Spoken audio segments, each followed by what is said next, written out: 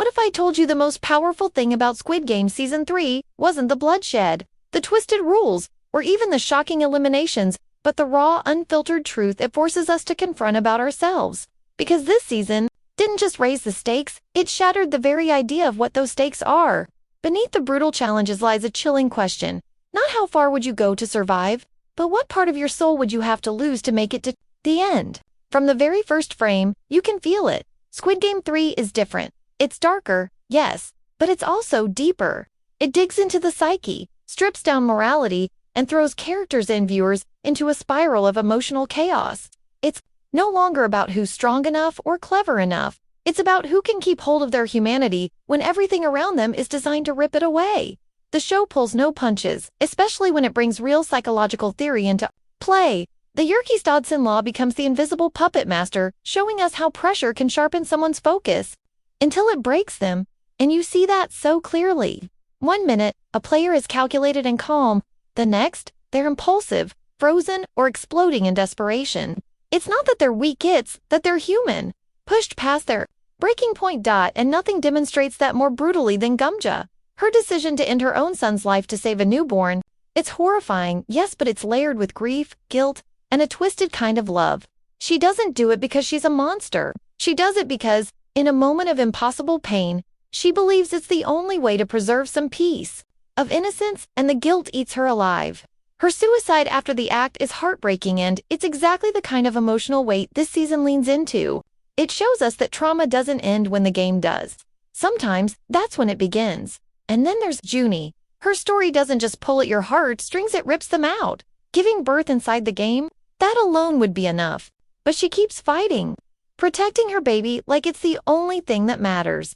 And when the walls close in and her options run out, she does the unthinkable. That final goodbye, the way she holds her child close before letting go, might be one of the most devastating things ever shown on screen. But also, one of the most beautiful because it's pure, raw, sacrificial love. But Squid Game doesn't stop there. It takes things even further, registering the baby as a contestant, a number, just like the others. And that's when the horror becomes almost unbearable. Adults scheming against an infant, you want to look away. You should look away. But you can't, because the show is showing us something terrifyingly real. Dion, that moment when people stop seeing others as human and start seeing them as obstacles, as numbers, as nothing. It's terrifying. And it happens more often in real life than we'd like to admit. Still, even in that darkness, there's Gi-han, and in him, we find the flicker of something else. Of hope. In one of the most gut-wrenching scenes, he's given the chance to win it all if he kills the remaining players, and for a second, he's ready. Eyes wild, breathing heavy, knife in hand. But then, Sabioki, just a memory, a single flash, and it stops him cold. Because that memory reminds him who he was before the game, who he still could be. And in that moment, he chooses not to become what the system wants. He chooses mercy. Then comes the final test. Gi-hoon Manji and the baby. One spot left, one survivor. Manji, hungry for victory, tries to kill them both. Gi-hoon fights back and wins. But not in the way you expect. When he realizes the last round hasn't technically begun, and that one more person must be eliminated, he makes the ultimate choice.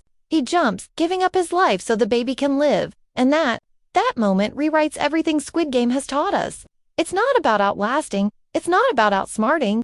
It's about choosing love over fear, sacrifice over survival, humanity, even in hell. So now I ask you, what moment hit you the hardest? Was it Junie's final embrace? Gumja's impossible choice? Gi-han's last, selfless leap? Tell me in the comments. I want to hear how this season moved you. And if Squid Game 3 stayed with you long after the final scene faded to black, go ahead and hit like, share this with someone who needs to talk about it, and subscribe for more breakdowns that go beyond the screen. Because Squid Game isn't just about games, it's about us. And sometimes, the darkest stories reveal the brightest truths.